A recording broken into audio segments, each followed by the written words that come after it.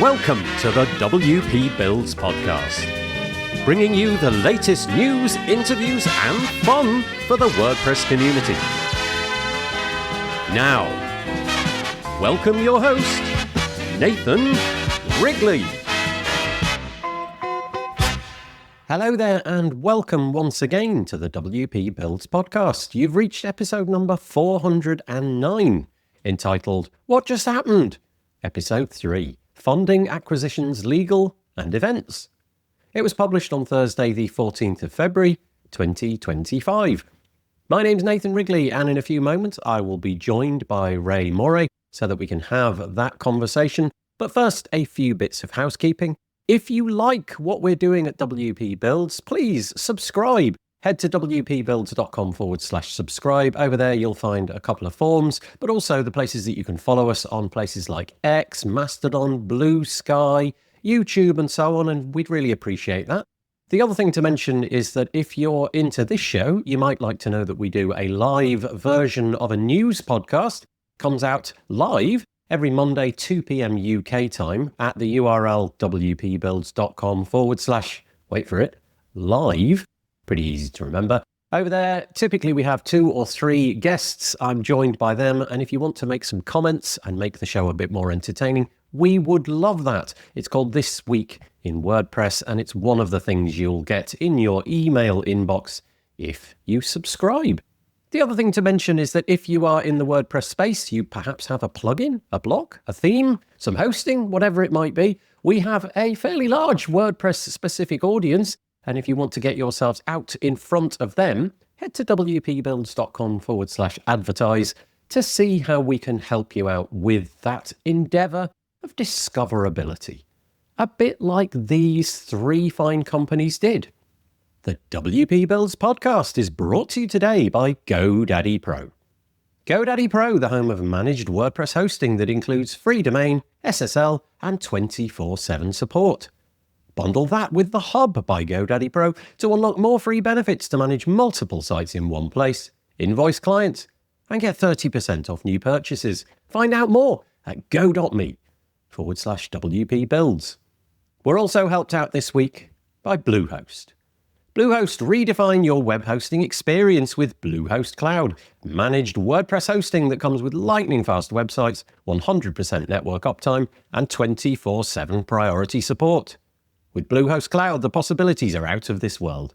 Experience it today at bluehost.com/cloud. And assisting us this week is also Omnisend. Omnisend, do you sell your stuff online? Then meet Omnisend. Yes, that's Omnisend, the email and SMS tool that helps you make $73 for every dollar spent. The one that's so good, it's almost boring. Hate the excitement of roller coaster sales? Prefer a steady line going up? Try Omnisend today at omnisend.com. And sincere thanks go out to GoDaddy Pro, Bluehost and Omnisend for their support of the WP Builds podcast. Podcasts like this simply cannot happen with the grateful support of companies such as them. Okay, what have we got for you today? Well, I am joined for the 3rd in our What Just Happened series with Rae Morey. Rae is based in Australia, and so there's a bit of a time gap going on there. It's late for her and it's early for me, but it's a really nice conversation. What we're tending to do in these episodes is try to sum up the things that have been of interest to both of us in the WordPress space, and then a little non-WordPressy stuff right at the end. Over the last 3 months, what has happened? And so today we get into, well, the whole idea of the podcast. We talk about some events, for example, PressConf. We talk about WordPress 6.7 rollout, acquisition in the WordPress space. There's the whole legal tussle between Automattic and WP Engine, sustainability, governance, contributions from Automattic, project funding, the fact that Post Status has been acquired, the fact that I, in particular, love Blue Sky, and also some bits and pieces happening in the Drupal space as well, and Google's quantum computing chip. There's a lot that we cover, and I hope that you enjoy it. I am joined on the podcast by Rae Morey. How are you doing, Rae? Hi, I'm good. Hello, Nathan. Nice to see you again. Rae Or is hear on. you again, I should say. Well, thank you. Yeah, we can both see each other. Dear listener, you'll never be able to see what we can see. But Rae is incredibly kind and generous with her time. We've been talking for getting on for nearly 2 hours now, trying to figure out what this podcast might sound like and what things we may include. And so I'm very appreciative, but also given where Rae lives, it's very early in the morning for me, which means that it must be very, very late where you are. So massive appreciation for staying up and helping me to do this podcast. I don't mind at all. I love chatting and I love talking about WordPress news. Yeah, well, that's ideal. So let's do the self-promotional bit. I want you to tell everybody what it is that you do in the WordPress space, and definitely mention the URL where people can subscribe and things like that. So I publish The Repository, a WordPress media business dedicated to covering what's happening in the WordPress ecosystem. You can read the latest news at the repository.email. Subscribe to the newsletter and get the weekly email that comes out on Fridays. It includes a digest of everything that's happening across the community, my reporting from others, links. It's a good way to stay on top of everything. It really is a good way of staying on top of everything, yeah. And you don't have to follow Reddit so much. Yeah, or X or any other platform you care to mention. And Rae does an incredible job. If you haven't read the repository, I would say it's singularly very, very well thought out content. I get the impression that Rae spends an awful lot of time pontificating what to write. It's not just, a bunch of links. There is actual journalism in there. Because you have a history of that, don't you? A history of being a journalist. Yes. Yeah. Yes. Ideal. Right. So we typically throw a bunch of links into a Google spreadsheet and then we go through and curate those. So we probably had, I think really we'd got it to about 55-ish stories, and we've curated that down to probably about 20. We'll see how the time goes, but we've kind of lumped them into different categories. And the intention of this podcast is really to sum up some of the more interesting bits that have happened in the WordPress space since we last talked. And so the last episode Rae did with me was on the 14th of November. So anything that we think rises to the top between now and the 14th of November 2024, that's what we're doing. And we're recording this very beginning of February. So if you're listening to this, I don't know, in June 2025, there's probably a sort of new one out by now. So go and check that out. It's not to say that everything that we've got is the right content. It's just the stuff that we think's the most interesting. We've definitely dropped a lot that's of interest, but it just doesn't kind of pique our curiosity in quite the same way. Little but bit also news moves so fast in WordPress at the moment. Yeah. There's a lot that happened, in the couple of weeks after we last caught up to do this podcast. That's true. It's just become old news because a month is a very long time in WordPress these days. That's a good point. And so some of it may have dropped off the radar. So, if you're not hearing what you're expecting to hear, apologies about that. It's just what we've got for you. But a few caveats. The intention here isn't to go around bashing people, companies, institutions, individuals on the head. We're just trying to report what has happened, hence the title of the podcast, what just happened. So bear that in mind. And if you've got any commentary, search for this episode, wpbuilds.com, search for this episode with Rae, R-A-E. That'll probably get you to these episodes. And you can leave us a comment there, good, bad, whatever it may be. Let us know. So shall we kick us off? The first one that we've got on our little spreadsheet here is about an event. It's about something called PressConf, which is sort of, it's a new name, but it's kind of resurrecting an old idea. And you're going. I am. I'm really excited. I am joining PressConf as a media partner. So this event it's been described as a spiritual successor to Pressnomics, which was a WordPress an event for the business community of WordPress that was held 6 times before its final run in 2019, and that was founded by the founders of Pagely, Joshua and Sally Strebel, and someone that a lot of people know in the community, Raquel Manriquez, has taken the baton, and she has founded this new event that will also be held in Tempe, Arizona. And yeah, it's getting a lot of attention because Pressnomics was a much loved event, and there's definitely a gap for this kind of event. A lot of people have been waiting for something like this to come along since COVID, and this is a real opportunity for people in the WordPress business community to get together, listen to some incredible speakers. There have been quite a number of speaker announcements so far. And yeah, it'll be really interesting to see how it works out and how Raquel and her team pulls it all together. Yeah, I confess I never went to Pressnomics or any of those kind of Same. things, but there's a sort of stark difference in the way that the pricing is structured. So it because it's outside of WordCamp Central, if you know what I mean, it's got nothing to do with that. The ticket price is a little bit higher, and so I guess they can do a more thorough job, for want of a better word, of things like PR and advertising and marketing. I don't know if that's the case. I don't know what the budget is for those kind of things, but it definitely seems to have landed in all of the places where news can be found in the WordPress space. A lot of the people who create newsletter content and things like that are attending. I think Remkus is going, and there's a bunch of other people who create content in the WordPress space that are going. And so Remkus is speaking, actually. Yeah, Remkus is speaking. And so I think definitely one to watch. When's it happening? It is, I'm going to stuff up the dates. The 22nd until, 24th till the 26th of April. Let's go with that. Let me double check until we find out differently. It's in April 2025. Let's go with It's that. the 23rd until the 26th of April. Yeah. So if you're in the Including the VIP business of WordPress, this is an event to look out for. And I don't know if tickets are sold out yet, but I'm sure, given the popularity of it this year, I'm sure it'll be coming around on a regular basis. So PressConf, links for everything that we talk about will be in the show notes. Again, just go wpbuilds.com, search for this episode, and you'll be able to find them and click on them there. Anything else to add, or should we move on to our next one? No, let's move on. Let's keep this rolling. See like what you did did there. Was that intentional?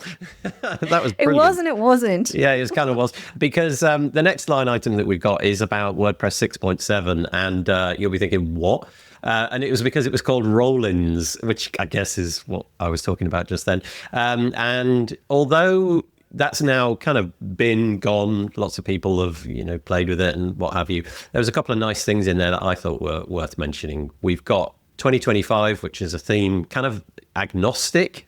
It doesn't really do much out the box, but it gives you the opportunity to do a lot with it, with all of the different things that are now shipping with WordPress, all of the different features that are in there. But there was a couple of things which I thought were really interesting, which is the block bindings API. We won't get into the technicalities, but if you're a developer, I'm sure you've figured that out. We've got a lot of things like the interactivity API as well. But we've also got this new view, which I think is curious. And I'm kind of interested to see if you make use of this when you've got long form content. Maybe not, because you're text heavy, aren't you? It's not kind of unique layouts. But there's this thing called the zoomed out view. And if you drop in some patterns into your, let's say, blog post, rather than it just displaying those patterns in the normal UI, it kind of like shrinks the whole thing so that you can see everything in one take. It kind of reminds me a bit like of something like MailChimp, where you build your newsletter and I don't know, it just sort of looks like it's a long way away. And it just lets you see everything that's going on without having to scroll, and if you've got long form content or a big landing page or something like that, you can see what the whole thing looks like and see how the different horizontal rows tie together. So anyway, a nice release of WordPress. I think it's great. I really like it. I use that feature. I am a proper millennial in that I can't do things on my phone. I hate using tiny screens. Yep. And I want to see everything big. So I think being able to really zoom out and see everything is a really great feature. Do you make use of it? Because I guess you've got probably a template or something for the repository where you literally type paragraphs, drop links in, use images to sort of bolster that content. But broadly speaking, it's not like you've got some sort of unique design for each page or anything like that. No, it's more because I've just been updating the website on the run since October. Yeah. So it's nice to be able to zoom out and see things as I'm kind of But I building think, up the site, as adding new patterns are pages. becoming more of the thing, I think this is going to be really useful. There's a little toggle for it. You can turn it off if you don't wish to see it. So anyway, WordPress 6.7, roll-ins. How are you going to segue us into the next section? I got nothing. No, I I got got nothing. Let's just move on. We're going to do a couple of acquisition pieces of news. And the first one, there you go. There's the segue. The there we first go. one, is Group One. I presume that's how you pronounce it. Anyway, it's group.one. Don't know if that's a URL, actually. I don't know if .one is a top-level domain. But Group One, It is. who are in charge of... Oh, it is. It's a domain, is it? Interesting. Okay. They're the owners, I think. They're in the hierarchy of this company. I think WP Rocket, which is a sort of caching performance plugin, very popular in the WordPress space. I think many people regard it as the sort of, the gold standard of those kind of things. The group that own WP Rocket, so Group One, have bought something which I'm sure a lot of people know about, GT Metrics. And I think this gives WP Rocket a really interesting advantage in this space because suddenly they've got all the data. Yeah, it's interesting. This story has really flown under the radar a bit. It didn't get much of a splash when it was announced, and I'm hoping to follow this up in the next couple of days. But it's really interesting that it's interesting that Group One have pulled this into their portfolio. And it's a smart move. I mean, they're complementing the product that they have in WP Rocket, and as you said, all the data that they're going to get from everybody. I think it's 1.5 million users of GT Metrics. Wow! They're now going to have insight into not just people who use WordPress, but other platforms as well. So it'll be interesting to see how they continue to operate in the WordPress space. And I don't know what the beyond it. Yeah, I don't know what the constraints are. GDPR and things like that. I don't know if data sharing will be allowed or possible, but I'm imagining there must be a big part of it there. But GT Metrics will obviously be able to feed back data to the developers of WP Rocket, thereby enhancing that piece of software, and they'll have access to data which no other piece of software will have. I mean, every website's kind of on its own with their own analytics and what have you, except WP Rocket, which feels like they'll have their fingers into, like you said, well over 1 million data points from different organizations, websites and what have you. So yeah, that'll be interesting to see. And then the other piece of acquisition news, which was just the other day, actually, not that long ago, a company that I had not heard of, in all honesty, called World Host Group. That's because, sorry, I thought you were about to say A2 Hosting. World Host Group, the reason you haven't heard about it is because they're only 2 years old. Okay. They have not been around very long, and already they've just been buying everything up. I think they own about 12 hosting companies, I think. I saw the other day, but amongst a portfolio of 20 plus brands. And they've just been making moves. Something I'm interested in looking into a bit more. But yeah, it's Corey Miller did a really great interview with Seb. I have forgotten his name, who runs World Host Group, technical founder, seems pretty down to earth. You don't really see many interviews with CEOs who are just dialing in from their spare room and their couches in the background, and it hasn't all been, nicely set up. Yeah. But it was a really down-to-earth interview. It's interesting to see how, it'll be interesting to watch and see how they'll, develop this company. So a very cursory look at World Host Group. You said they're a couple of years old. It does seem like they're buying up a lot of things, but it does seem they've got certain intentions to be geographically spread. So it would appear that they're buying up like regional hosting companies. Like, again, I'm taking this from memory. I can't remember, but it felt like there were a few things in, let's say, Southeast Asia and India and places like that. And maybe the intention, I obviously don't know, is to have just that portfolio of, well, we cover the globe. Maybe it's going to be part of a wider CDN, something like that. Who knows? But A2 hosting has been very popular in the WordPress space. They've been a sponsor of various different events and what have you. I think the concern for anybody who has followed a story like this before is that in the past, the acquisition of hosting companies has sometimes led to undesirable outcomes for the hosting company. You sort of have fears that, well, will it be, I don't know, strip mined for assets? Will it maintain the sort of support levels and what have you? So I guess only time will tell. But I was talking on Monday on the show that I do, and Michelle Frechette was on that show, and she said, well, if it's got Corey Miller's name on it, she said, I really trust Corey. And he's working for World Host Group. I think it was that way around, not A2 hosting. I can't really remember. So well, no, he joined A2 as a community manager or evangelist, or it was some kind of position. Okay, it was that like way that. around. Okay, but right. He's been pulled into working for World Host Group now. So yes. Well, if you've got an A2 hosting something account, definitely something to look at. Yep. Yep, definitely. Okay, so, right, caveat emptor, dear listener. If you don't want to be a part of the drama that has happened, you know what I'm talking about, Automattic versus WP Engine, basically. Well, the next 6 or 7 pieces are bound under that umbrella. If you don't want to be a part of that, I would suggest that you hit the skip button, just and see where we end up. It's really hard to avoid. We will come out the other side, I promise. But there's a lot. And since November, I think you and I were both thinking maybe when we recorded in November, wow, a lot's happened. How can it possibly keep going? Well, it did keep going. It did. Yes. So should we start off with Matt Mullenweg and Christmas? Mm-hmm. So yes, he announced his surprised everyone with a holiday shutdown. His blog post on WordPress.org announcing that several key services would no longer be available, including new plugin and theme submissions. What else are there? New user accounts. There were a few other things.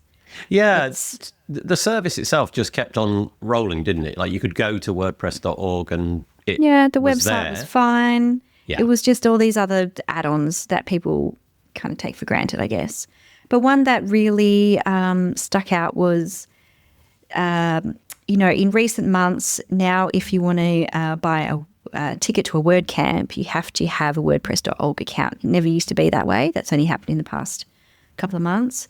So when the, account creation was, put on a holiday break, there was a big, outcry about it in, maybe it wasn't so much an outcry, but there were a lot of very concerned people in WordPress Slack saying, hang on, we've got all these WordCamps coming up in January, especially a lot of Indian communities. They had so many WordCamps in January. All of these communities having WordCamps, and people, how are people going to buy tickets if they can't set up a new account and buy tickets? So there was a really quick turnaround. One of the lead developers of WordPress got in there, made some changes, enabled people who buying a WordCamp ticket to access, right? The ability to buy it to create a new account. So there was a lot of speculation around how long this was going to last. I think it was Computer World that reported that. Gosh. Wow. Matt had said to them that it could go on through all of 2025. And it seems a bit silly in retrospect now, but yeah, that was a genuine concern because Matt left it very open-ended in his post about when he was going to allow these services to resume. But it was only a couple of weeks in the end. Yeah, I think that was the piece that got the community talking, wasn't it? Over on social networks was okay. It's shut down, so that's new.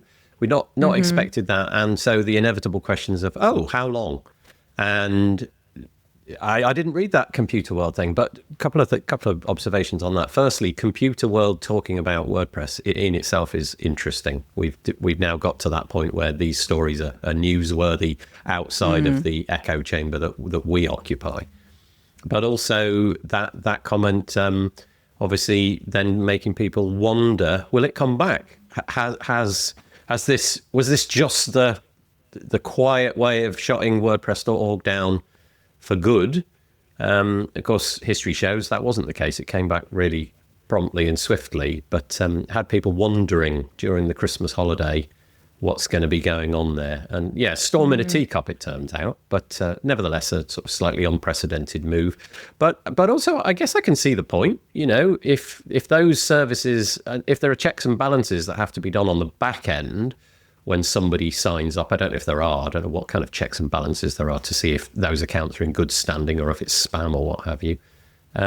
Maybe there is literally we haven't got the bodies on the seats to do that kind of work. I don't know, but it came back. So storm in a teacup, as you might say. It was, but we don't have it on our list. I don't know why, but the that post did lead to Joost de Valk announcing that he, basically calling for Matt Mullenweg to, stand aside as their benevolent, can never say it in one go. It's not benevolent an easy dictator for life of WordPress, and that was quite an extraordinary move, I thought, at the time. We finished up the year 2024 with Joost calling for a change in leadership, and it was the boldest move that we've seen yet from someone who wasn't doing it anonymously as well. And Joost said at the time that he was planning to announce that after, in the new year, but the holiday break announcement forced his hand. So that was quite extraordinary. I think, at the definitely. time. Yeah, I wonder if the timing was intentional there. It's kind of one of those things where, because people are on holiday, it's just a good time to drop something like that. Wonder if there was any intuitions around, let's just see what the reaction is to this. Let's see how people react, with the speculation around it. But actually, we've got a couple of bits which kind of follow on from that. So that one was about the shutting down temporarily of WordPress.org. But there was another shutdown. So I'm on our line 10 now, Ray, where some of the community teams also got caught up. It's not the same story, but it has a similar flavour to it. So this is the sustainability team, which had representation, or was beginning. I mean, it had representation at WordCamps. I went to a couple of WordCamps recently, some of the flagship events where there was a table for the sustainability team and what have you.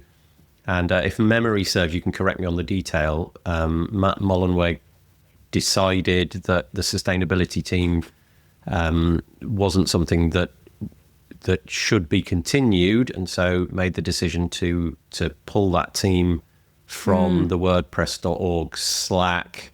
And I don't know if there were other cogs in that wheel that also got pulled, but that team no longer exists.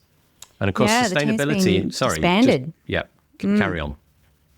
Yeah, sorry to cut you off. The team's been completely disbanded. So basically, one of the team reps posted in this the sustainability channel, which has now been archived in WordPress Slack, that he was stepping down, and he was announcing that, and he mentioned Matt Mullenweg, who then was added to the channel, and it was only I think from memory around 4 hours later, maybe even sooner. Maybe it was 2 hours. But in that time, Matt, I guess, made the decision that the sustainability team, there wasn't enough ROI to keep it going. He didn't like what. Now I am going to stuff up his name. The team rep who stepped down, but basically he was citing Matt's Reddit thread on Christmas Eve, asking folks for input on what drama he should create in 2025.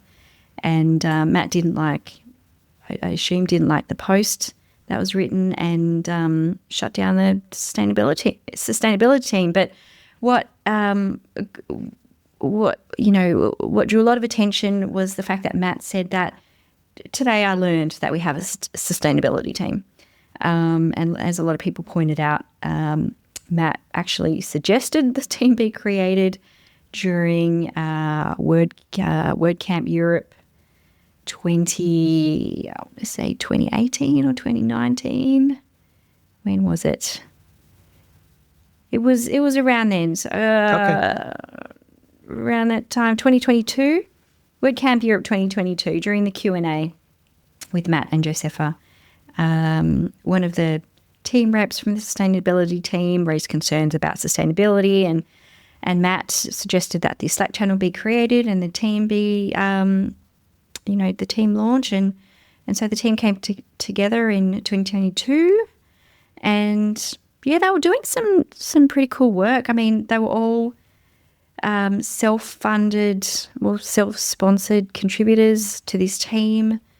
The sustainability team was actually doing a lot of work. I had a look at their roadmap, which was published last September, and they were looking at how to make WordPress financially sustainable as well as, greener. They were looking at developing a plugin to help site owners estimate the carbon footprint of their website. That was underway. They had also published a sustainable events handbook designed to help WordCamp organisers improve the sustainability of the events they were running. They were also working with Courtney Robertson and Hari Shankar on the WordPress Contribution Health Dashboards initiative that they've been championing. So they had a lot of work going on, and they were part of several active projects. So I'm not sure. I spoke to Courtney, and she said it was really disappointing that this team had been shut down because, the efforts that they were putting into things as far as the socioeconomic sustainability of WordPress, they were doing a lot of work. They were all self-sponsored contributors who weren't able to work on WordPress full time. So, if they had been able to put more time into a lot of these things, it would be amazing to see what would have come out of it. So, I wonder what will happen with that then, because when you say sustainability, not you, but when one says that, you kind of get the impression that in a website context, it's just about reducing the amount of carbon that's burnt in order to get the server to produce the website. But it was much more, wasn't it? Like you said, it was events and all sorts of other initiatives. That has gone, and it seems to represent a sort of drawing in of the scope of the WordPress project. Certainly at the beginning of 2025, it feels like the anything goes mentality is definitely being reined in a little bit. And so this was an example of something that was felt from Matt's side to not represent, well, you said ROI, so maybe that's the right word, but certainly, it wasn't doing, from his perspective, what it needed to be doing. So that's gone. I wonder if it'll come back. I wonder if it'll represent, something that it is deemed necessary in the future. You'd think so. Yeah, with sustainability too. Yep. And I should also mention that the story I wrote about this for the repository has been the highest traffic story I've published, more than any other story on my website. Twice as many hits as the next story. That's I just thought that was quite significant, but also quite heartening that people care about sustainability. Yeah. So I'd love to see the team come back in some form. I wonder if we're just in some way, we're in that period where, given everything and we'll come on to it, the legal side of things that's going on at the moment, I do wonder if it's just, like I said, a drawing in of the things, all the things, so that you can marshal your resources and the resources of employees a little bit more in a focused way to make sure that the project's going to go forward. We will find out. We will. Okay, so that was the closure of the sustainability team. And then this next one kind of links back to what you were talking about a moment ago, because you mentioned that Joost, the person, we must be very clear about that. Joost, not the company, Yes. Joost de Not Volk. confusing at all. Yeah, no, it's difficult. Had said what he said. And then this story is all about an open letter which came out of the blue to me. I didn't anticipate any of this happening. And I still, to this day, I'm very unclear as to who these individuals are. And I don't suppose I'll get any clarity on that in the near future. But there were people who were calling for governance reform in the WordPress space. And there was this open letter. And I can't remember the exact content of that letter, but it was out. Yeah. It was out there. I don't know if there's a follow-up to that or if another letter came out or any back and forth. There hasn't been another letter. So what this was all about was it was a group of 20 anonymous signatories who signed this open letter calling for changes in the governance of the open source WordPress project. It was titled Dear WordPress, We Stand With You. And basically this group of long-time veteran core committers and community leaders, contributors, they want to see, they objected to a lot of how WordPress is governed, lack of transparency and decision-making processes. And they highlighted concerns around what they described as double standards, including how Matt Mullenweg's, he's not accountable under the code of conduct. And we've seen that with recent code of conduct violations against him. It was interesting, this anonymous group of people. I was asked to verify the identities of these signatories, and wowee, people that I would not expect to sign this letter. It is a power group of people. I would you know who these individuals. So in your head, they're not anonymous. Okay, but I'm presuming that you can't say who they are. Yeah. No. Okay. I will not be revealing that, but they are. Let's just say they are senior and influential figures across the WordPress project and the community, and what they're asking for is fairly basic stuff. They are asking for just proper governance. They're asking for transparency. They want their concerns to be listened to. They're people who've been working with WordPress a really long time and are basically saying enough is enough. So what they've asked is for Matt to respond with community-minded solutions. Matt responded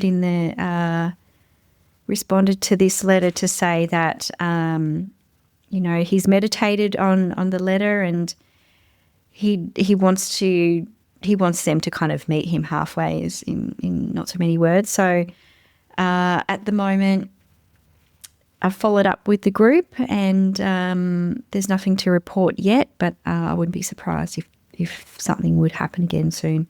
Is this? I don't think they'll be waiting around for something to happen. So a couple of questions, and again, say what you can say. Don't go beyond the bounds of what's possible for you. But is this a group or is this a collection of individuals? So what I'm asking there is this like, what was it? Was it 29 or something? I can't remember. 20. 20. Is this sort of like some sort of back channel going on, or is it 20 individuals who've been funneled, in this case, through you, I guess, for identity checks or what have you? Or maybe you can't even answer that. I don't know. All I'll say is that these are people who are not revealing their identities for fear of retaliation. They are people who are very involved with the project, and if there will be ramifications if their identities were revealed. Oh, okay, right. Okay, well, let's leave it there. Do you have any intuition? So this is just an intuition thing. That given that you know who these people are, do you think this would have been more effective if the names had come out there? I guess these people have described that they don't want to be announced because it might jeopardize careers and things like that. So, yeah, I can well understand why they don't want to. I'd be curious to know where this one goes. But also, it sounds like it got heard by Matt. And what did you say? He was going to meditate on it and have a think and see if he can be met halfway. So it would sound like some of those things contained in that letter landed, because I presume halfway means, okay, some of this makes sense, but not all of it. Yeah.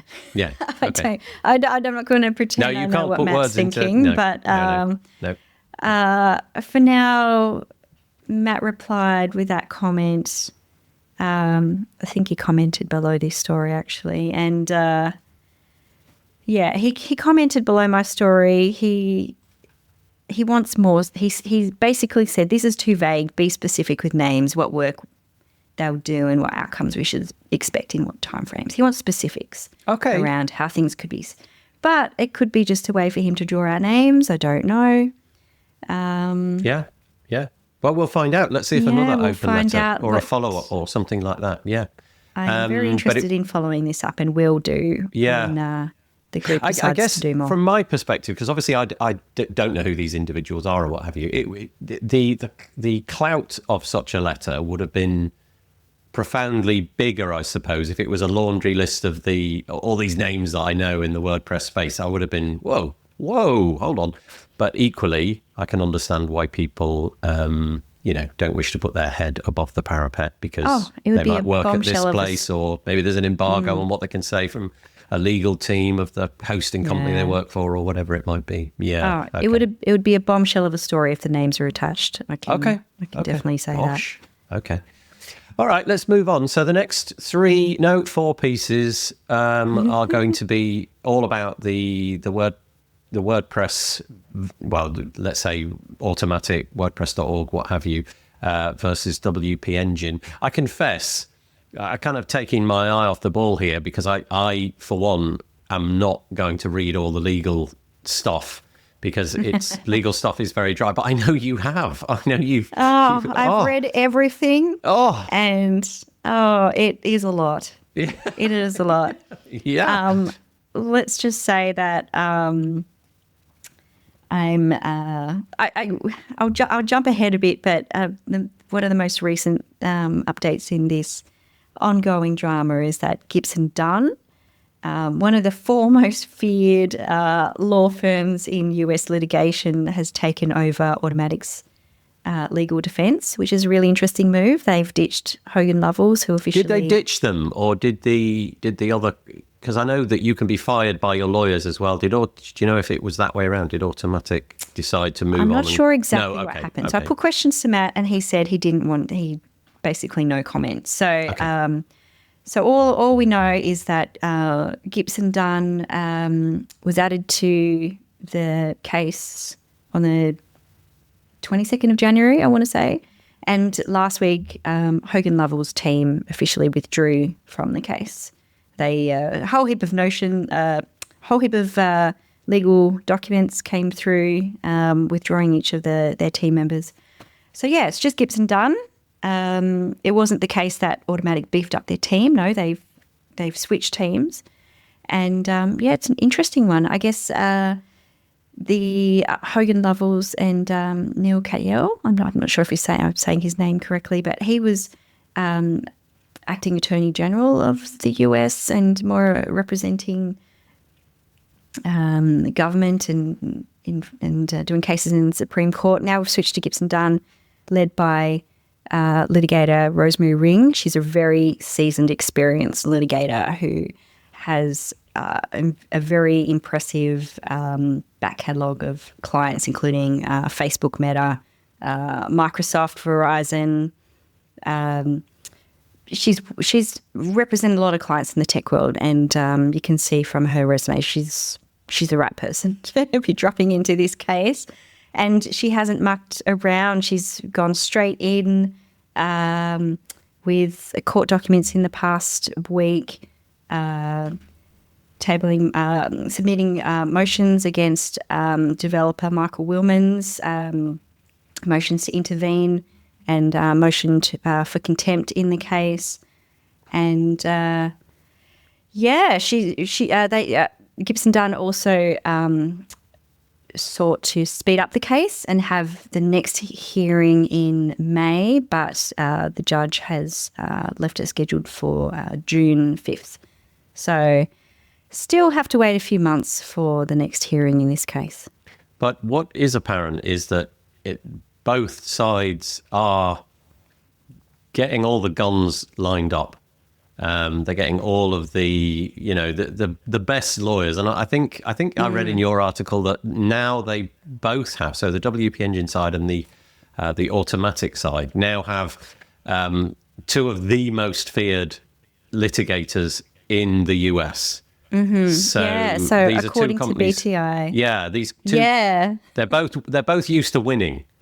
And it sounds like that they're willing to operate in the space of let's get the job done. Let's use all the tactics. Let's use every possible vehicle that we can. And so, I guess it's going to get noisy. Yeah, well, they were described by BTI Consulting Group, Gibson Dunn and Quinn Emanuel, which is WP Engine's legal counsel, described as relentless, cunning, aggressive, very smart, and that they play to win and win big. So it'd be interesting to see how this plays out. I can't wait to see, I'm such a nerd with this, I can't wait to see Rosemary Ring and Rachel Kasabian from WP Engine's legal counsel up against each other in court. It's going to be pretty fiery. And do they allow you to see that kind of thing then? Do they have cameras in the court, or are you just going to be reading them? Yeah. Oh gosh, okay. So the judges have their own Zoom link. If you go to the judge who is part of this case, Judge Araceli Martinez Alguin, she has her own Zoom link. So whenever she has a case, you can click in. So I watched the hearing for the preliminary injunction last year. And you have to get in quick because only 100 people can join the Zoom link. Oh, you've got to be on the money. Okay, right. Yeah, so you can watch. And so I watched it. I watched the last hearing, and it's not, we're not watching like some exciting court drama. It was interesting to watch, but yes, the unedited version of a court drama is less exciting than the edited version, isn't it? But I think, because we know what's going on and it's WordPress related, it is quite exciting. Yeah. But okay. Anyway, you'll be able to get all the reportage from that, I'm sure, on the repository when it's happened. But sounds like it's going to be all going down in June. There's a couple of pieces related to that court case in particular. Like we have this one, which is titled Judge Signals Support for WP Engine Injunction.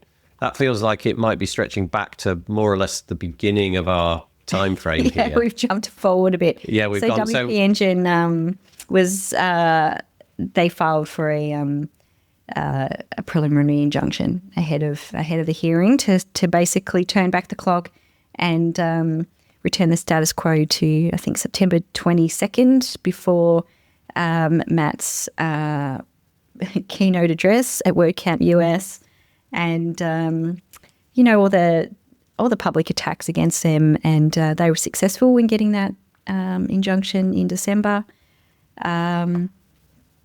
Basically, ACF, the free ACF plugin was returned.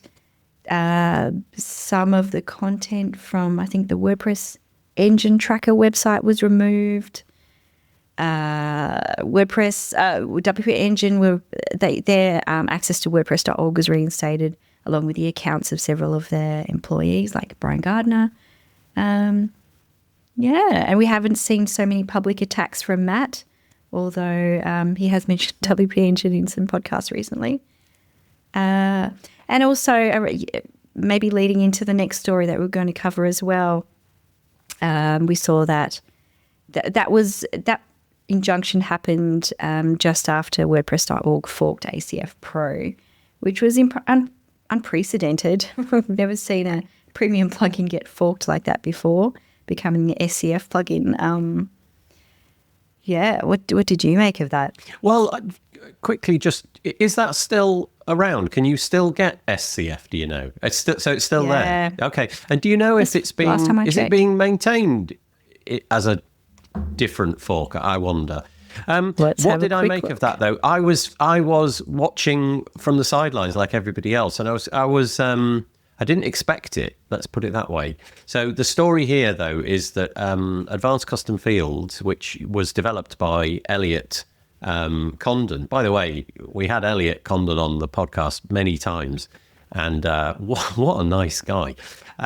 He sold it to Delicious Brains, which then ultimately sold it to WP Engine. So WP Engine didn't invent the code base, but they adopted the code base and, carried on developing it and what have you. And it being a WP Engine thing, the controversy here was obviously the juxtaposition of this lawsuit and the fact that it was forked. I think the big story wasn't really so much the fork. I think the big story which got people irritated at the time was that the slug on .org was used. So as an example, if you'd have installed ACF and then you went to update the plugin because, you saw that there was a new version in your WordPress dashboard. My understanding, because I don't actually have that installed like that, was that it would be taken over by SCF. So it would go from Advanced Custom Fields before clicking update to Secure Custom Fields. And the way that landed with the community, the optics of that were that that was unprecedented, like you said, and it sounds like the judge decided that needed to be rolled back. I don't know if that was like a key part of the decision making process in that case, but it certainly was one of the things which had to be undone. But who knows? Oh, and the reviews came along as well, didn't they? So there were many, many, many reviews. I don't know the numbers, but the install base and the reviews and all of that, I think, came along for the ride as well. So it was an interesting moment, which has now been undone by the court ruling. Yeah. But yeah, I just checked. Secure Custom Fields are still plodding along.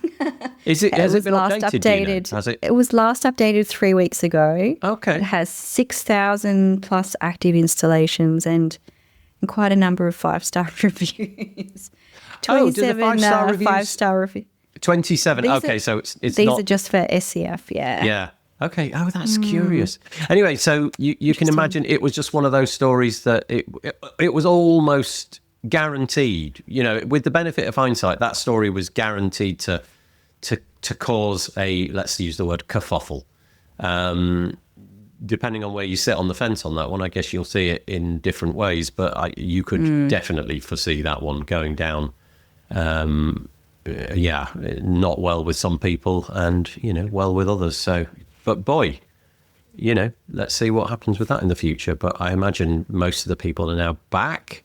Was that how it worked? If you'd got SCF and then you updated SCF, did you go back to ACF or did you have to put ACF back on? I don't know. I don't know. No. Oh, geez. Yeah. Because I think a lot of people were moved over to WP Engine's servers. They were asked to. So, what a mess for WP Engine to figure out.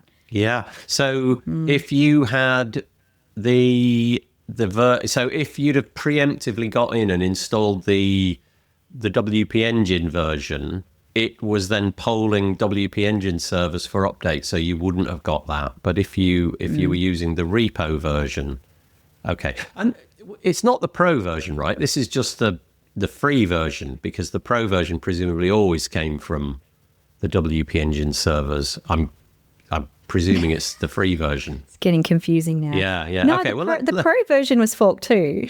Okay. So did okay, now my memory is coming back. Yeah. I think if you had the free version in the .org, did you get the pro version when you updated? Maybe that's how the story ran. I don't know. We're getting ourselves into a right quandary here. Let's move on. Stuff happened with ACF. And just read the repository. It got called SCF, and there was a lot of kerfuffle. Anything else about that? Oh yeah, there's the story about the modified contributions from WordPress to match WP Engines. So this has been a really interesting one. Yeah. So basically, Automattic has effectively shut down its .org division, which for a lot of people who are in the WordPress ecosystem, you'd know that this is the division of Automattic that all the sponsored contributors at Automattic work in. And so, as of the start of the year, the .org team included about 104 people contributing, 3,500 hours per week as part of Fire for the Future. And now they have, I wonder what it is now, but the announcement was that Automattic was cutting its contributions to just 40 hours a week to 45 hours a week to match WP Engine's 45 pledged hours to the open source project. And what was the number before? 3,500, did you say? 3,000. So as of the 1st of January, I went back and had a look at the Wayback Machine. It was 3,539 hours per week. Okay, so I mean that is that was a big number. I think the biggest number, I think, of any organisation. So for many, many, many, many years, if you look at that chart of who's contributing what that gets produced each year, somebody goes back, and I can't remember who. I think it might even have been Joost de Valk. I can't remember. Automattic always had the biggest piece of that pie, if you like. They were always the biggest contributor by a country mile. Yeah, by a lot. So last year, I had a look at this. So last May 2024, the Fire for the Future program released some updates around companies' sponsored contributions, and cross-referencing that data with the Fire for the Future website, I found that 50% of the total hours, Automattic accounted for 50% of the total hours pledged by companies to Fire for the Future. Okay. That's huge. Yeah. With Automattic now cut to 45, that has left other companies filling that gap. So now as of my reporting on January 10th, RT Camp now contributes the largest number of hours to the project with 450 hours a week, spread across 21 people. So the top 5 is RT Camp, Multidots with 291 hours, GoDaddy with 256 hours, Awesome Motive with 222 hours, and 10up with 189 hours. So, I know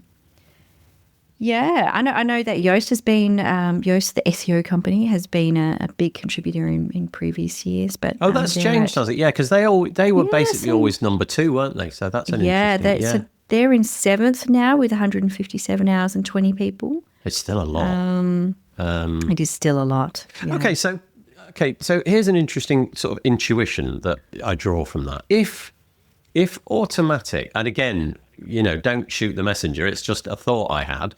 If Automattic had been contributing just this giant amount of hours, I suppose the argument could run, well, they're contributing the hours. They're the people leading the project, if you like. That they get to steer the direction because they're putting in the hours, and well, there's no great intuition from that. You can work out anything I was about to say from exactly that. They put in the hours, but I wonder now what will happen to the project, because it feels like it's in a bit of a holding pattern. Whilst the legal dispute gets figured out. Does that mean that we have a sort of 6-month, actually it'll be more like, I guess, 8 months before all of the fallout occurs? Does that mean that WordPress kind of, goes into a holding pattern, no feature releases really? Well, yeah, with WordPress 6.8, that's coming out in, I think it's due out in April. I think there's going to be a beta in March, but that has one of the smallest release teams in a very long time. I think there are only maybe 10 people on the release team. No one from Automattic other than Matt from memory. There might be. Correct me if I'm wrong, but a lot of the usual suspects that you'd see on the release team are not there from Automattic. We've seen other people step in. it's been really interesting to see how the community has kind of responded to this gap that Automattic has left. And one observation I've had is, and I was discussing this with my fantastic proofreader, Mike Johnson. Hello, he's probably Hello, listening. Mike. But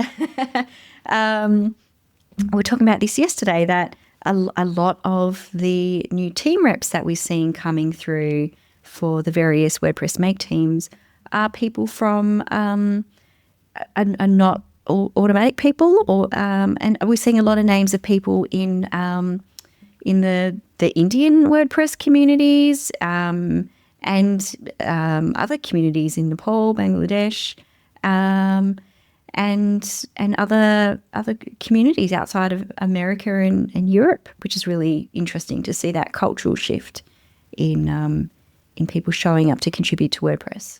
So this is pure speculation from me. But firstly, I'll acknowledge that. That's stepping up, isn't it? So you mentioned RT Camp, and there's a whole bunch of other companies as well from these different geographical locations. I guess once you take out that giant 3,000, whatever it was, hours, and then you redraw the pie, suddenly everything, the biggest goes down to 300. So that's a 10x difference.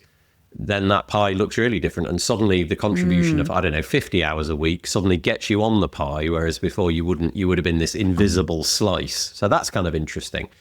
So here's my speculation. This is how it goes in my head anyway. I'm imagining that Automattic are thinking about the lawsuit and presumably the financial obligations that will come from that lawsuit, whichever way it falls. I'm imagining very high cost of representation, legal representation. Those companies that we talked about earlier, I'm imagining they are fantastically well-paid individuals, really fantastically well-paid. And so Automattic just sort of drawing in what it can do, and presumably there would be an intention, if everything works out in a certain direction, to put those hours back at some point in the future. But of course, we can't know if that's going to happen. So yeah, we don't know. We don't know what's going to happen. A real moment. Yeah. Yeah. Okay. But yeah, definitely a holding pattern. And we've seen with the WordPress 6.8 release team announcement that this next major release of WordPress is going to be basically a polish and bug fix release. Yeah. So no major features. And we don't know if that's going to be the same for 6.9, 7.0. Yeah, and of course, a lot of stuff that had been begun, the sort of collaborative editing initiatives, and then obviously in the future, thinking about phase 4, the idea of translating WordPress natively. I guess a lot of that has been put on hold. It'd be interesting to see so we had State of the Word, but it'd be interesting to see in WordCamp Asia, WordCamp Europe, these flagship events where typically leadership speak to the audience. It'd be interesting to see if any of this gets sort of fleshed out, like how the agenda for the future of WordPress looks in the year 2025. Okay. Okay, that's, dear listener, you can return to normal now. You can breathe again. I think we're through the WP That was engine. A lot. Yeah, there was a lot, but it's there. That was a lot. So given that we've used quite a bit of time, let's race through these next bits, and in some ways we'll just gloss over them, I think, if that's all right with you, Rae. So these two pieces sort of have a common thread running through them. The first one is to say that GoDaddy has pledged just north of $500,000 US to something called I don't think pledged is the right word. I think, are we now at the point where they've given? I don't know if it's pledged or given. They have. Okay. Because if you look at the Open Collective website, which the WP Community Collective uses for their transparent fundraising, you can see the transaction has happened. So, So yes, the WPCC, CC. I keep saying the WPCC, CC, all the C's. I can't stop. It has received that 520,000 sponsorship, is what Rae Morey, the president of the WPCC, has described it to me as. Okay. pretty significant donation. It's a lot of money, isn't it? It's a really It is a large amount lot of money, Yeah. considering how much we've seen. GoDaddy also announced donations to other organisations like the PHP Foundation, yeah, that's right. Yeah. and other organisations, and they did not get this much money. So this is a lot. That is a lot. So interesting. So depending on which side of the fence you sit on, again, with the legal arguments that we were talking about before, I suppose you could view this in a variety of different ways. Possibly you'd be viewing it as, okay, that here's a different way to allocate money into the project. So you can give the money to the WPCC, he said, trying very hard to say it only twice. And then they will make decisions about where that money goes. I think of it a bit like a sort of an escrow service, but of course you can, in the past at least with the WPCC, you've been able to say, I want it to go to this project, and then you might know who the recipient is. So for example, Alex Stein, who I understand has left the WordPress space now. But so it's a way of funneling money. Let's say you want to sponsor WordPress, but you don't know where to put that money. It could go to the WPCC. And then I suppose on the other side, you might view this as a way of circumventing governance, maybe. I don't know if that's the right word, but it's, depending on how you view it, you might see this as a way of sort of stepping around the traditional way of allocating money through sponsorship at events or something like that. Yeah, I think this is definitely a more direct way to donate, so you know that your money is going to be funding, like you say, contributors like Alex Stein, who last year was a team rep for the WordPress accessibility team. So the WPCC, their mission is to it's actually changed a bit. So they were very committed to funding contributions to the WordPress project, and they've expanded their scope in recent months to include the WordPress ecosystem and open source communities. So what I really took away from this announcement was that GoDaddy has donated this money, and it's to help the WPCC fund contributions to the WordPress ecosystem. The announcement clearly said ecosystem and not the WordPress project. So I found that to be an interesting way to describe how this money is going to be used. But it's my understanding, after speaking to Say Reed, that the money is going to be used to fund developers to work on the WordPress project. So they funded people to contribute to accessibility last year, and now they want to open up new opportunities to fund developer contributions. So I think it's a great thing. Hats off to Say and the WPCC for doing this work. It's great to see these organisations spring up and actually look for sustainable ways to fund contributions to WordPress. It has definitely been a got problem. widespread coverage, hasn't it? Definitely got a lot of minutes talked on podcasts and news, inches of news in newsletters and things like that. So again, all these links in the show notes, go check them out. So very quickly, this is a community piece. Post status, which I think for many people is kind of the place to go if you want to be a online community member of WordPress.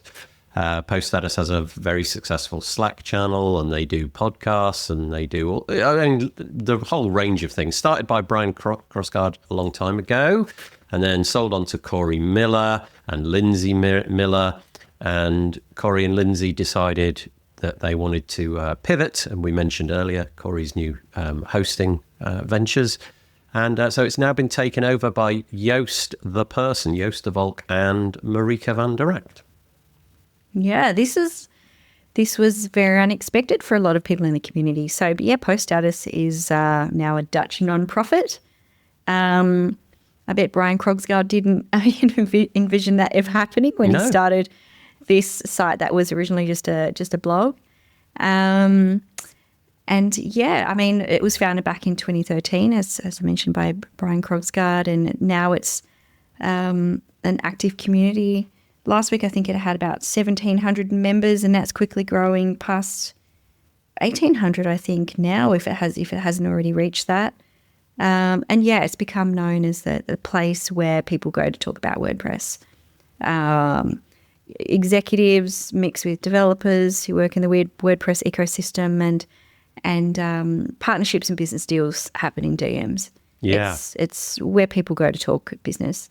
And I think the fee structure has changed a lot as well, hasn't it? Whatever the number was, it was a lot of, I think it was $500, something along those lines. It was $1,000. What was it? It was last time I looked, it was about $1,000 for an agency to join, okay. and I think $5,000 even for a hosting company. It was a lot. Okay. But now there's a flat $50 fee for folks to join. So there have been a lot of people joining the Slack community in recent days. Okay, so that's interesting. So $50 now. You go and check it out. So new ownership for post status from Joost de Valk and Marieke van der Rak. Okay, and then kind of really nothing to do with WordPress. Just to finish it off, I apologise. We've kept you up for absolutely hours, Ray. The first one is something that I saw. I've really taken to Blue Sky, the social network, and I really like it. I think it has that Twitter feel to it, but it doesn't have the algorithmic Twitter feel to it. And given given one's proclivities around politics, it may be that, Twitter has a bit of a, there's something going on in the background in terms of politics and ownership and things like that. Anyway. And there's none of that. It's refreshing to use Blue Sky and not just be inundated with the ads you see on Twitter or X or whatever you want to call it. Exactly that. So it is breath of fresh air. No algorithm. You get a feed of whoever you're following chronologically. That comes. I think the intention in the future is to be able to bring your own algorithm, so you'll be able to tell it what you want to see, not the other way around. Who knows whether it'll become a toxic cesspool of nonsense, much like all social media platforms seem to end up being. That is the trajectory, it would seem, of all social media platforms. So we'll see. But for now, interesting. And there's a plugin that you can use called AutoBlue if you would like to connect your WordPress website to Blue Sky. And I've got a podcast coming out with the founder of that in the very near future. By the time this airs, it might be out. It might certainly be very soon to come out. But I just love it. I think it's my new social home. I had a dalliance with Mastodon, but I think the technical difficulties of getting on that platform were a bit too much for many people. And Blue Sky's growing. And for me, at least anyway, there's nothing capturing my attention for hours of doom scrolling, so I'm very happy with it. I haven't used Blue Sky to its full potential yet. No. But I'm getting there slowly. Well, isn't that kind of the point? There isn't a set of full potential. You're not kind of drawn to doing 8 hours of Blue Sky, and for me that is the mark of success, right? You get into Twitter and start scrolling and 3 hours have gone, a bit like this podcast really. Okay, so anyway, there's that. Links in the show notes, you can check it out. There's a free plugin and there's a paid version, either coming or in existence already. So there's that. And the other one, which is kind of interesting, I thought, definitely not the WordPress space, but in the Drupal space, Drupal have come out with something. This is such a misleading and I think a wrong-footed naming. They've called it Drupal CMS. And why they didn't call it Drupal marketing or something like that, I don't know. But they called it Drupal CMS, which kind of almost seems like, well, that's what Drupal is. They've got a version of Drupal which has pre-built into it all of the bits and pieces that you might need if you're like a marketer or a content creator or something like that. So basically, there's a version of Drupal that you can install set up for that. And it's got a different UI. It's got like a tick list built into the UI of things that you should do before you can really say, okay, this site's ready to go. And you can fiddle with the UI, so you can make it look how you want. You can move the panels around, a bit like on the dashboard in WordPress, where you can move those little widgets around. You can move the whole UI around and collapse things and make things disappear. Anyway, I just think that's such an interesting thing. And if we're at the moment struggling to keep WordPress as a project hot and fresh and interesting to the youths, as they say, that was my one attempt at being like under 50. There we go. I said the word youths. Then maybe something like this is kind of interesting. The idea of a real estate version of WordPress or a TikTok clone of WordPress. And I know that themes can do this, but please, can we make themes for the way that sites look, not for the functionality? But I like this idea, so go check it out. I don't know if Ray's got anything on that. I used to use Drupal. Me too. A lot more than WordPress at my last marketing job, and I hated it. It was the worst. It was so hard to pretty use. pretty ugly in there. And I couldn't customize anything without a developer who I worked with, and so this would be a godsend for marketers who are forced to work with Drupal. I haven't looked into it yet, but I will. There's been so much buzz around it. Yeah, and really what I'm doing here is I'm not saying go and use Drupal. I'm saying here, wouldn't it be interesting if some of these ideas got adopted by WordPress? So like this type of, and maybe we're getting there with playground blueprints and things like that, where you can download a version of WordPress which is tailored to your industry. And I saw a recent post about themes. It was on the CrowdPress website, I think. And they were saying that in the Squarespace era, where more or less the first thing you do when you onboard is, what is your business? You go through this kind of like onboarding process where they try to help you out. Maybe there's AI in there, I don't know. But the point is they're trying to help you from the outset. Whereas if you install WordPress, you just get WordPress and you're on your own at that point, aren't you? So maybe some helpful things around that would be kind of interesting. Okay. All right. And then the last one, the very last one. Thanks for sticking with us, dear listener. The last one is this mind-boggling chip from Google. So it really has nothing to do with WordPress at all. But it's just go and have a look and see if you can work out how many zeros are in. Fascinating. Yeah, absolutely fascinating. So Google have come up with a quantum computing chip. And honestly, at this point, your eyes glaze over. And I don't really think most people understand what a quantum computing chip is. I don't, but it sounds good. But it's able to do this subset of tasks crazy fast, like crazy fast compared to modern computers. And again, I don't really understand it, but it is just, if you're interested in, the cutting edge, the bleeding edge of computing and what chips are going to be able to do and what quantum computing, which has this capacity to be in two states at the same time, whereas any computer that you've ever used before, it's binary. It's the bit is either a 1 or a 0. This can be a 1 and a 0 at the same time. Like, why is that good? I've no idea, but it's good apparently, and it makes things way quicker. So Google are saying that this could be the beginning of a real upset in things, in certain specific tasks, in its ability to do things.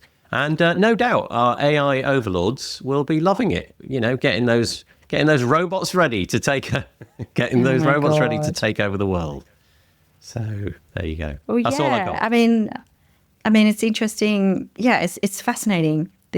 Google's claiming that this chip it takes 5 minutes to solve a problem that would take the world's fastest supercomputers 10 septillion years to complete.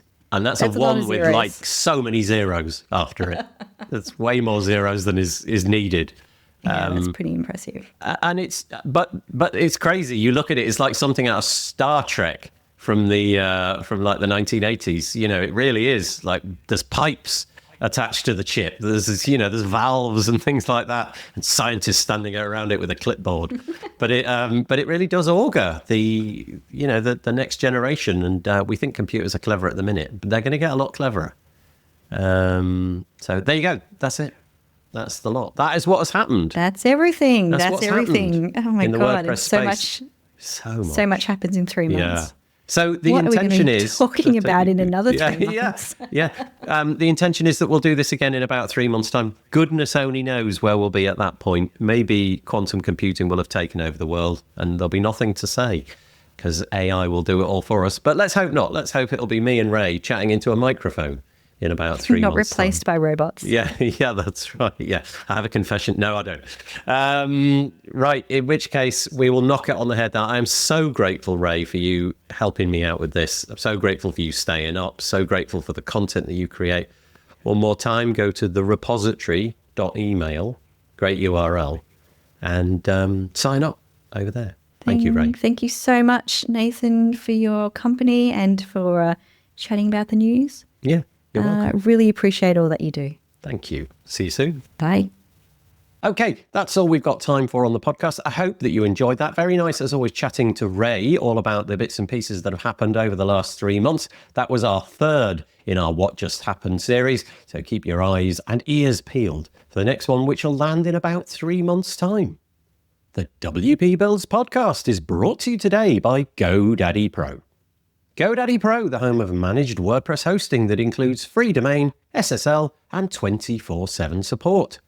Bundle that with the Hub by GoDaddy Pro to unlock more free benefits to manage multiple sites in one place, invoice clients, and get 30% off new purchases. Find out more at go.me/WP Builds. We're also helped out this week by Bluehost. Bluehost, redefine your web hosting experience with Bluehost Cloud, managed WordPress hosting that comes with lightning-fast websites, 100% network uptime, and 24/7 priority support. With Bluehost Cloud, the possibilities are out of this world. Experience it today at bluehost.com/cloud. And assisting us this week is also OmniSend. OmniSend, do you sell your stuff online? Then meet OmniSend. Yes, that's OmniSend, the email and SMS tool that helps you make $73 for every dollar spent. The one that's so good, it's almost boring. Hate the excitement of roller coaster sales? Prefer a steady line going up? Try OmniSend today at omnisend.com. And sincere thanks go out to GoDaddy Pro, Bluehost and OmniSend for their support of the WP Builds podcast. Okay, truly that's all we've got time for. Just a quick reminder, wpbuilds.com/live, 2 p.m. UK time. Bring your friends, relations, guinea pigs, cats, hamsters, whatever you like, and join us. wpbuilds.com/live. We'll be there with some notable WordPress guests chatting about the bits and pieces that have happened. Okay, that really is all that I've got time for. I'm going to fade in some cheesy music and say, stay safe, have a good week, bye-bye for now.